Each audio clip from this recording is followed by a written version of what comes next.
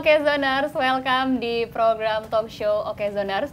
Karena ini merupakan program yang terbilang spesial dengan orang-orang yang spesial juga. Jadi kita bakal ngupas tuntas soal film Si Jin dan Ilin yang hari ini tayang perdana. Dan menariknya kita langsung di redaksi Oke Zone membahasnya langsung kupas tuntas kenapa film horor ini menarik untuk ditonton dan apa bedanya sebenarnya sama 2023, karena 2023 juga sudah ada.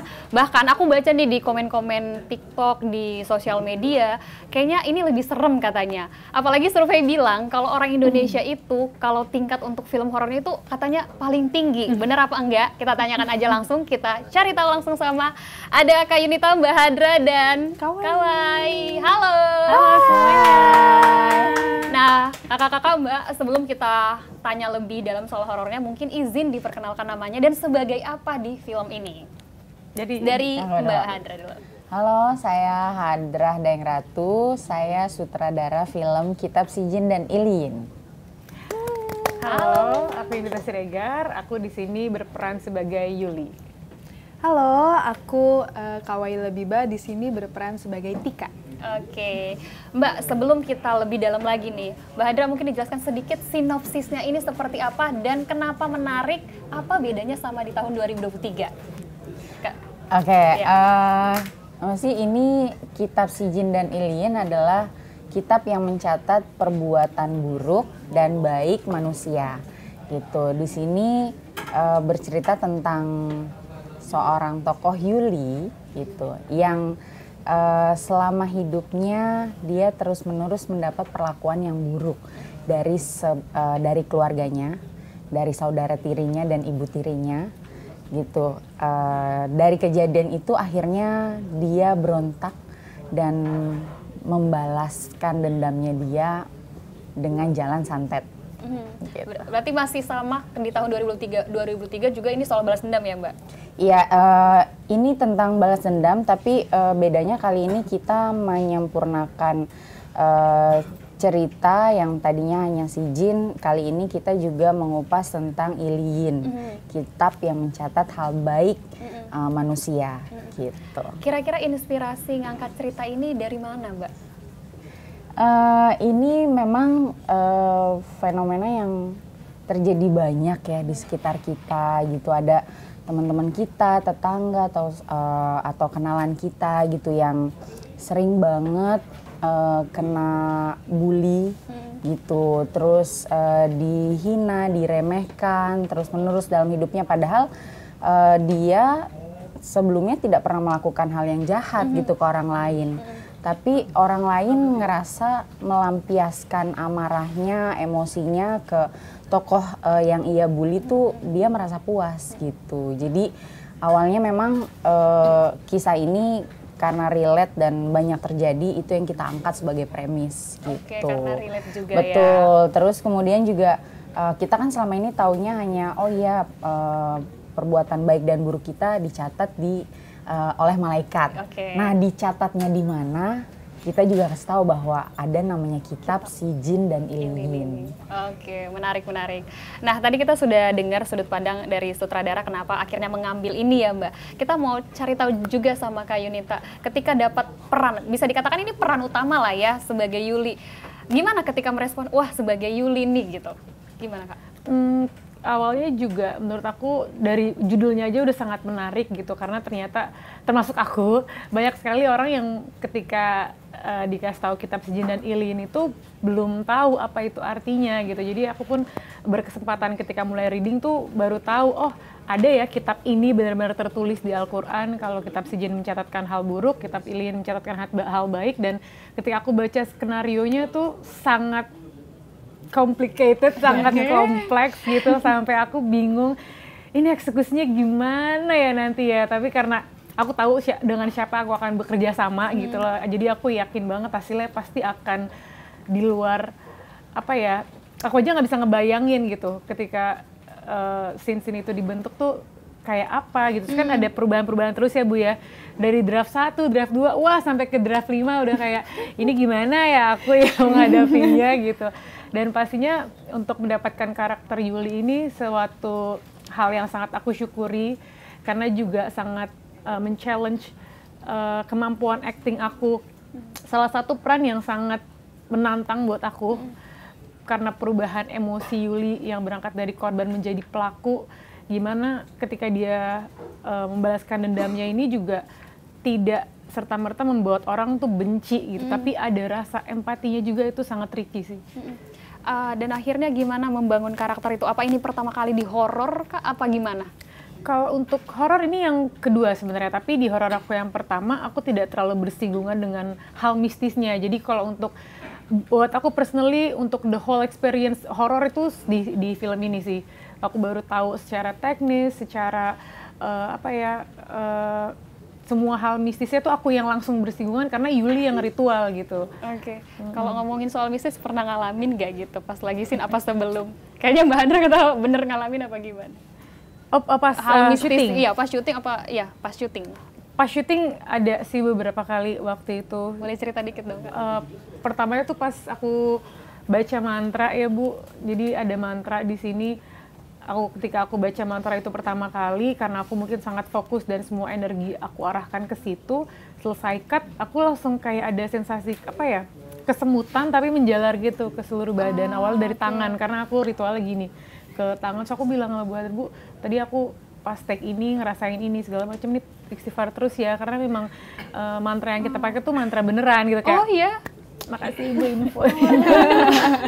Aduh, udah jadi ini. Jadi takut juga. tapi kan Mbak, saya nonton yang 2023 itu ya, 2023. Nah, itu juga soal balas dendam dengan soal cinta kan, yang pertama di 2023, ini di 2025. Nah, kalau dari Mbak Handra ingin pesannya itu sama nggak di tahun 2003 atau 2025 yang orang-orang tonton? Yang pasti beda gitu. Kalau yang kali ini memang secara premis semuanya baru, berbeda gitu. Yang pasti ini melengkapi informasi tentang si jin, karena kali ini kita juga ada komparasi kitab Iliyin. Dan di tokoh-tokohnya pun memang di si jin ini kan menariknya tokoh utamanya adalah antagonis gitu. Yeah. Kalau di film-film lain tokoh utamanya protagonis, kali ini tokoh utamanya antagonis gitu. Tapi dia bersinggungan langsung sama orang-orang protagonis yang di dalam diri mereka terdapat antagonis juga gitu. Nah, di Iliyin ini juga kita kasih lihat manusia-manusia yang ibadahnya bagus gitu, seperti tokoh Tika gitu kan. Terus baik sama orang tua gitu, tapi ternyata manusia yang seperti itu pun tidak luput dari dosa gitu. Dosa-dosa yang bahkan mereka tidak sadari gitu. Ketika misalnya ada orang lain dibully, dia diem aja gitu. Tapi kan sebenarnya yang tahu itu dosa atau enggak cuma Tuhan ya gitu. Tapi bagi orang yang lagi dibully, ketika ada orang yang cuma menonton aja, rasanya tuh sakit sekali gitu. Kok kita nggak dibelain gitu. Oke. Tadi menyinggung soal Tika, karena kenapa ini jadi terakhir Tika? Karena Tika ini kan kalau aku lihat adalah salah satu aktris yang termuda, bisa dibilang seperti itu ya. Gimana akhirnya kamu menyatu, ketemu dengan aktor-aktor yang bisa, aktris-aktris yang senior gitu? Pengalamannya seperti apa? Boleh diceritain dong? Yang pasti seru banget karena aku jadi banyak belajar juga di produksi ini, dan aku juga senangnya teman-teman yang sudah lebih senior itu juga sangat-sangat open dan terbuka gitu loh, untuk diskusi, untuk ngobrol, even untuk bercanda gitu. Jadi memang ekosistem bekerjanya dalam proses ini pun juga sangat nyaman bagiku untuk mencoba hal baru maupun untuk belajar juga sama yang lain. Kayak gitu sih. Tika kan bisa dikatakan salah satu dalam film ini ya, korban juga ya dari perbuatan Kak Yuli ya. Ketika mengalami, ada nggak hal-hal yang struggle-struggle yang dihadapi karena terkena santet itu ya? The struggle ketika kamu memerankan karakter kamu. Oke, ketika memerankan karakter struggle pasti ada. Iya. Karena memang kebetulan ini juga horor panjang pertamaku. Oh, oke. Jadi memang aku belajar banget juga tentang apa ya, maksudnya dari drama ke horor itu banyak sekali hal yang perlu diadaptasi gitu. Mulai dari gimana cara nyimpan energi, gimana cara ngebagi kepala untuk mikirin teknis, tapi juga harus menyisakan ruang untuk memberikan emosinya juga gitu. Terus belajar tempo juga dari Ibu Hadrah, belajar, banyak banget sih Kak sebenarnya. Cuma memang untungnya aku merasa sangat terbantu dengan seluruh kru maupun cast yang ada di film ini juga. Kalau misalnya kan ini bicara juga soal emosional ya Mbak. Ini apakah ada pelatihan khusus untuk aktris untuk Kayunita dan juga Kawai? Apa pas lagi take langsung keluar emosionalnya? Apa pas di reading script itu keluar? Apa gimana? Ya, kita memang ada proses workshop ya, reading selama 2-3 minggu ya gitu. Bersama semua pemain, ada Ibu Jenar Maesa Ayu juga, ada Dinda Kanya, ada Tara Budiman, gitu, ada Sultan. Di situ kita juga dibantu sama konsultan acting, ada Mas Komar. Di situ kita sebenarnya lebih banyak membedah karakter, analisa skrip gitu. Itu yang banyak kita lakukan gitu, karena kita percaya kalau masing-masing aktor gitu udah megang karakternya, nanti secara audiovisual yang ada di tubuh dia tuh akan kelihatan gitu, akan kebentuk sendiri gitu ketika mereka udah mantap gitu sama analisa karakternya. Itu sih gitu, dan bersyukurnya di judul ini nih semua pemain secara jadwal ketemunya tuh banyak gitu, jadi eksplorasi emosi gitu, olah tubuhnya gitu, semuanya tuh kayak dapet gitu. Gitu ya, mungkin nanti bisa lihat di filmnya, karena kalau aku maksudnya sebagai sutradara aku ngerasa kayak chemistry semua pemain yang ada di film ini tuh solid banget. Chemistry solid banget. Nah, kita pengen tahu cara bangun chemistry itu gimana Mbak Hadrah? Dari Mbak Hadrah dulu, baru nanti dari sisi Kayunita dan juga Kawai. Kalau aku sih yang pasti pertama, karena memang hampir semua pemain adalah pemain-pemain yang aku mau gitu, dan alhamdulillahnya Pak Sunil bantu dapet gitu gitu, yang kayaknya ini pas nih gitu. Terus yang kedua, ketika maksudnya kita udah milih siapa aktor dan aktris kita, yang paling pertama adalah kita percaya kalau mereka bisa gitu. Itu sih kalau aku. Oke, kalau Kayunita? Betul, aku setuju dengan Bu Hadrah. Rasanya saling percaya itu jadi fondasi banget. Percaya sama director, percaya dengan rekan kerja, percaya dengan lawan main gitu. Saling kasih kepercayaan bahwa kita bisa bersinergi dengan sama gitu. Jadi energinya pun secara kita tuh dikumpulin, kita lumayan intens ya. Jadi aku pun ngerasanya para pemain ini ketika di reading itu sudah matang gitu loh. Jadi memang siap perang ketika udah di lokasi gitu. Oke. Kalau Kawai gimana? Kalau aku sama sih, mungkin tambahan dari selain rasa percaya, kita juga berusaha untuk saling mengkomunikasikan segala hal gitu, baik itu mau teknis ataupun membahas emosi di scene-nya gitu. Aku sendiri juga berusaha diskusi sama Kak Dinda, Bu Hadrah juga pernah, kita juga diskusi buat scene kita gitu. Jadi memang menurutku komunikasi itu juga yang membuat chemistry dan rasa percaya itu juga makin kuat di antara kami semua kayak gitu. Dan mungkin frekuensi ketemunya juga banyak ya Mbak? Iya, bahkan kayaknya kita dari proses workshop tuh udah kayak adegan 100% gitu. Sempet ya, workshop udah sampai 100%. Iya, kesurupannya gitu. Bahkan ada salah satu adegan kesurupan yang sama Dinda Kanya ya, gitu, itu kita sempat ngerasa ini dia lewat nggak ya, gitu, maksudnya kayak udah bukan dia gitu, karena itu panjang banget kan, gitu, hampir 5 menit dia nggak berhenti, konstan gitu kan, sampai akhirnya yang peranin jadi Ustadz Mas David Holik, dia sampai ambil air gitu. Udah. Iya, padahal kita nggak preparing air di adegan itu. Gitu, buat supaya takutnya lewat gitu. Saking terlalu menjiwai banget. Iya. Bahkan itu sebelum ya Mbak? Sebelum Gimana syuting. ketika pas syutingnya tadi sampai mantra-mantra tadi itu? Iya. Ya ampun. Kayaknya memang harus ditonton ini Okezoners ya. Oke, Bu Hadrah, kenapa ini kan sebagai sutradara perempuan, kenapa merasa cocok ini Kak Yunita, ini cocok nih peranin sebagai Yuli dan Kawai cocok nih sebagai Tika gitu. Apa yang dilihat? Kak, by the way, makasih loh udah dibantu tanya. Kita belum tahu tuh jawaban itu. Iya, Penasaran juga kita. Karena Mbak nih kalau Kak Yunita sedikit nih, aku nonton filmnya yang sebelumnya, dia tuh kan soal cinta ya Kak, bisa dikatakan cinta terus tiba-tiba horor. Aku penasaran sutradaranya ini milihnya gimana gitu ya gitu. Iya. Diwakilkan. Gimana Ibu?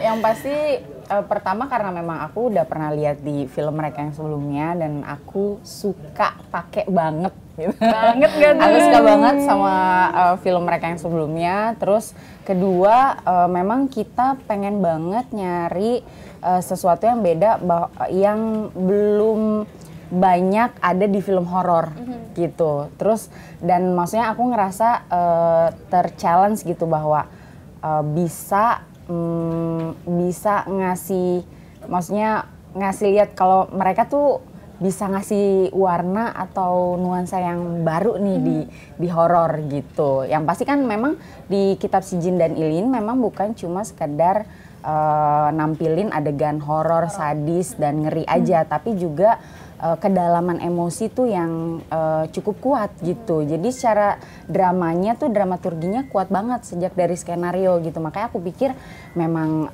aktor-aktor yang maksudnya berhasil main di film drama ini yang aku butuhin gitu. Karena nuansa horornya biar itu nanti jadi tugasku. Gitu. Jadi udah terjawab. Apa kurang dalam? Lagi.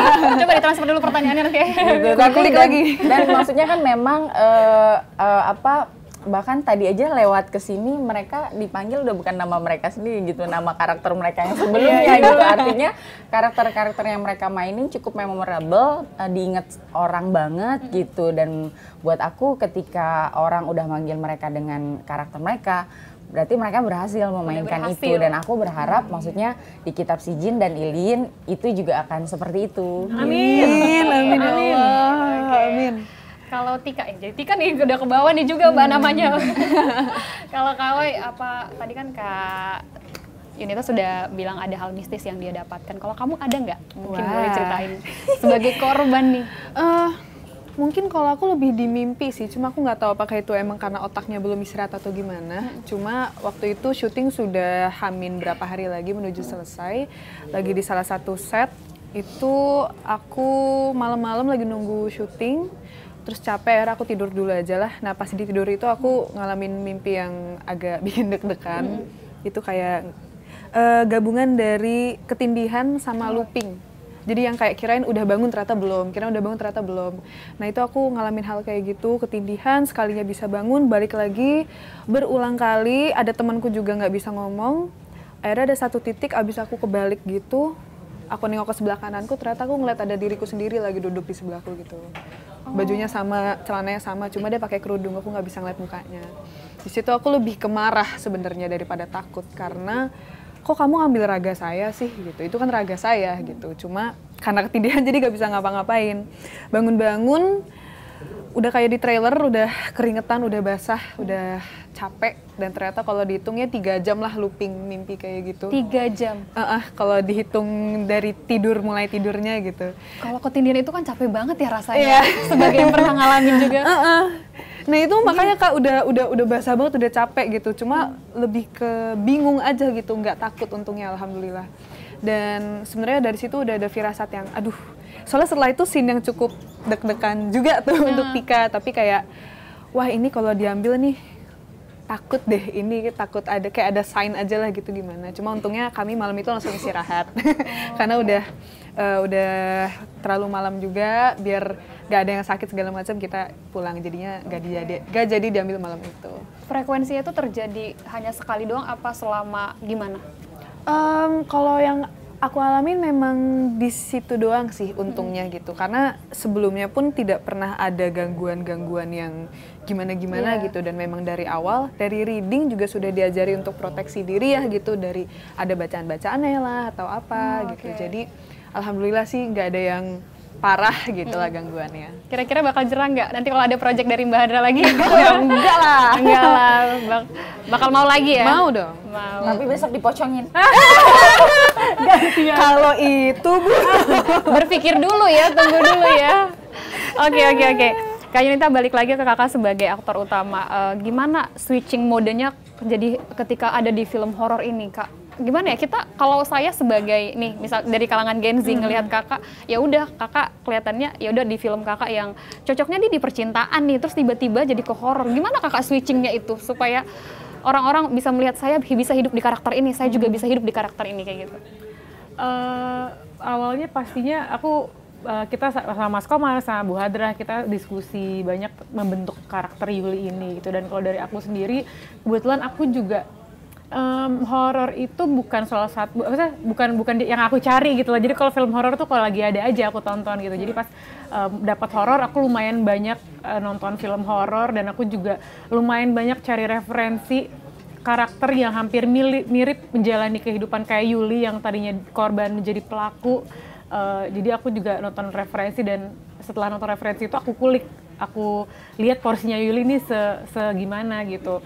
Terus juga mungkin dari aku lumayan kebantu juga kalau di aku journaling pada saat itu. Jadi kalau misalnya aku mulai syuting, aku lumayan journaling untuk reminder luka-luka apa aja yang Yuli lewati nih selama hidupnya itu. Jadi kayak lumayan ngebantu aku gitu, ngebentuk emosi.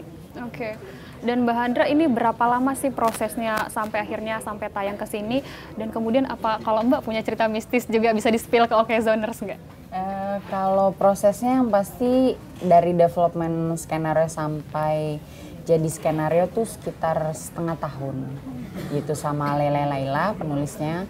Terus kalau proses dari persiapan produksi sampai selesai syuting tuh hampir 3 bulan. Oh, 3 bulan. Gitu. Post produksinya 4 bulan. 4 bulan. Jadi kalau hampir setahun lah ngerjain film ini. Iya. Dan hal mistis tadi Mbak, tapi dalam film ini ya? Hal mistis dalam film ini semuanya mistis ya. Iya, maksudnya ada pengalaman. Tapi kayaknya Mbak Hadra ini udah banyak sih sebenarnya. Kalau aku sebenarnya udah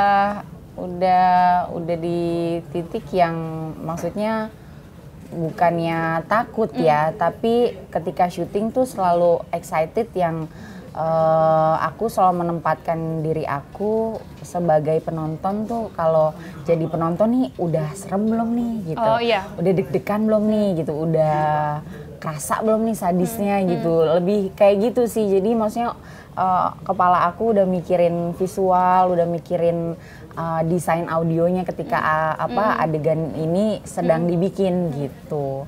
Berarti ada jadi parameternya. Kayaknya kalau ada setan lewat juga aku nggak ngerti gitu. Udah terlalu lengkap. Oke. Tapi ada parameternya sendiri ketika melihat aktor ini udah keren banget nih. Misalnya Kak Yunita lagi kerasukan contoh ya. Oh ini udah pas, segini udah pas, udah mateng gitu. Iya, yang pasti aku memang karena fokus banget ya di monitor, aku suka banget bisnis acting kecil yang mungkin aku nggak tahu yang lain lihat apa enggak, tapi aku lihat gitu, seperti bagaimana Yunita Siregar membentuk body language cegilnya dia gitu. Gitu maksudnya ketika dia jalan megang-megang rambutnya, cara dia jalan gitu. Maksudnya aku yakin banget setiap aktor sadar gitu membentuk itu gitu. Terus Kawai juga ketika menjadi Tika bersama teman-temannya itu dia kayak gimana gitu, tapi sampai di rumah pun dia bersama orang tuanya harus kayak gimana gitu maksudnya. Dan ketika mereka masih pada porsinya, aku nggak akan interupsi gitu, tapi ketika menurut aku ada yang perlu aku tambahin, baru aku kasih tahu ke mereka gitu. Oke. Ini kan filmnya udah kelar ya Mbak. Kalau dari Mbak Yunita sama Mbak Tika nih, Mbak Kawai ya, Kak Kawai, ini udah kelar apa? Ketika sudah kelar, kan pasti melekat nggak sih emosional ketika main film itu? Sekarang udah biasa aja, udah switch modenya udah kayak ya udah manusia biasa gitu. Apa masih ada? Aduh kemarin masih jet lag nih ibaratnya kayak gitu. Sebenarnya itu juga yang kita pelajarin untuk metode acting ya gitu, kayak kita harus menyiapkan harus membentuk pintu kapan bisa keluar, kapan bisa masuk gitu. Jadi itu hal yang seharusnya aktor punya sih. Jadi kalau bisa setelah itu memang selesai kembali ke Yunita gitu, udah bukan Yuli lagi. Iya, bahaya nanti kalau jadi Yuli. Iya, nanti kita dulu bubar ini semua bubar. Hah, aku sadar. Kalau Kawai gimana? Aku sih juga berusaha kayak gitu, cuma memang menariknya tuh waktu gala premier tuh aku Tikanya sempet datang lagi juga gitu. Jadi waktu nonton tuh aku bukan cuma ngeliat Tika, tapi aku mungkin karena sempat menghidupi Tika ya gitu. Jadi dia datang lagi di saat itu, terus aku kayak ngerasain sakitnya tuh yang di situ gitu. Itu yang kayak aduh dia datang lagi nih, aduh. Bentar Kawai, tenang gitu. Cuma menarik aja gitu, rasanya kayak apa ya, jadi bisa mengenal berbagai perasaan juga gitu dari beberapa karakter-karakter ini juga gitu. Tapi setuju, harus ada pintunya tetap. Oke, Mbak Kak Kawai, Kak Yunita, dan Mbak Hadra, kita udah sampai di penghujung diskusi. Tapi sebelum berakhir, kita pengen main Disordered, boleh ya? Boleh ya? Karena sebagai mungkin selebrasi dari perayaan hari ini tayang kan? Iya. Tapi sebelumnya ekspektasi nih, mau berapa juta penonton? Mungkin dari Mbak Hadra. Wah. Sebanyaknya aja. Sebanyaknya aja. Semoga penontonnya suka, karena ini lumayan ketika nonton bikin heartbeat di level berapa? Zona 2. Kemarin Zona jadi 2. pas kita gala premier tuh ada beberapa penonton dipasangin jam Garmin, terus selesainya dilihat gitu kayak heart rate-nya di mana, kayak 120 lebih gitu. Soalnya emang pas abis gala premier itu semua orang yang keluar dari bioskop pada teriak-teriak kan. Nah, gila, sadis, sakit jiwa. Jadi kalau mau merasakan naik wahana horor, silakan datang ke bioskop. Tapi Mbak, aku tuh nonton thrillernya tutup mata satu tau Mbak. Karena saking, tapi kepo, pengen lihat gitu. Kalau Kawai gimana? Gimana tadi melanjutkan dari apa ya? Aku juga berharap semoga suka berapa juta? sih. Aku sih berharap semoga sebanyak-banyaknya juga. Doain aja gitu, semoga bisa diterima dan dinikmati sama penonton Indonesia. Oke, Jar, semoga sampai 4 juta ya. Oh, amin. Oke, kita sekarang main games Disordered, tapi langsung jawab cepat, boleh ya Mbak? Sama Kawai dan Kak Yunita. Pakai 1, 2, 3. Iya, nanti aku hitung 1, 2, 3. Nanti kita sama-sama. Aku pertama nanya dulu. Itu jawabannya apa? Nanti aku kasih 2 opsi, misalnya pilih Instagram apa TikTok Oh, gitu. oke. Ini lebih pilih main layar lebar atau sinetron? 1, 2, 3. Layar lebar. Oke, kompak ya. Yang kedua, dibayar mahal nggak suka alur ceritanya atau dibayar kecil tapi serak alur ceritanya? 1, 2, 3. Dibayar kecil tapi serak alur ceritanya. Kompak lagi. Oke. Yang ketiga, main karakter yang dibenci penonton atau main karakter baik tapi scene-nya nangis mulu? 1, menghela napas. 1, 2, 3. Tapi maksudnya yang karakter satunya itu dicintai. Dibenci penonton.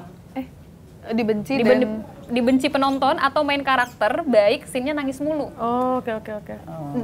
Dibenci itu dalam artian kakak memang sudah all out kan, dan kakak karakternya dapat banget di situ. Oke. Pilih yang mana? 1, 2, 3. Baik tapi nangis mulu. Dibenci. Dibenci juga. Ya, dibenci. Berarti udah berhasil ya ngelihat. Oke, terakhir. Syuting di lokasi angker beneran apa syuting di set super panas dan sumpek tapi aman? Oke. Syuting di lokasi angker beneran. Iya. Belum hitung ya? Ini belum hitung. 1, 2, 3. Syuting di lokasi angker beneran. Aku sumpek aja deh. Aku angker. Kenapa sumpek dia pilih sendiri, Mbak? Takut aku lumayan agak tipis tapi agak ada pekanya gitu. Kalau panas nggak bisa nafas, nggak bisa konsentrasi. Sama Bu ya, saya juga mending angker aja deh, nggak apa-apa. Berarti mending angker aja. Oke, terima kasih Mbak. Terima kasih. Tapi sebagai terakhir mungkin bisa disampaikan kepada Oke Zoners nih, kenapa film ini harus ditonton? Silakan satu-satu boleh Mbak. Kenapa film ini harus ditonton? Karena menurut aku film Kitab Sejen dan Lilin ini berbeda dari horor lainnya. Kalau kalian ingin nonton horor tapi juga ada dramanya, gore-nya juga kuat sekali. Jadi rasanya kalau kalian rindu masuk ke rumah hantu, ke wahana horor tapi nggak berani, silakan ke bioskop tanggal 17 Juli 2025. Hari ini. Hari ini. Oke, Kakak Kawai, kenapa film ini harus ditonton? Menurutku kenapa film ini harus ditonton juga karena selain seru, film ini juga mungkin bisa jadi bahan refleksi kita, kayak kita berbuat ke orang tuh, orang itu ngerasa gimana ya gitu, apakah kita menyakiti hati mereka atau bagaimana. Jadi kita kayak bisa lebih refleksi untuk hati-hati berbuat sesuatu kepada orang lain. Oke, kalau Mbak Hadra agak sedikit beda tipis. Mbak Hadra kan udah banyak nih karyanya di horor-horor, dan ini yang bisa dibilang hari ini tayang. Kenapa ini harus ditonton langsung cepet ditonton hari ini? Karena ini horor aku yang paling horor, sadis, gore, penuh darah, penuh hantu, Penuh hantu? dan semuanya. Oke, itu. Yang eskalasinya ketika kamu nonton mungkin bikin kamu ngerasa sakit jiwa nih ya film. Sakit jiwa nih. Sakit jiwa nih film. Oke, terima kasih sekali lagi kasih, sudah hadir di redaksi Okezone. Dan Okezoners, jangan lupa hari ini buat kamu yang ngajak doi, mertua segala macam, langsung aja beli tiketnya karena hari ini tayang. Dan jangan lupa komen, like, dan share ke semuanya. Bye-bye.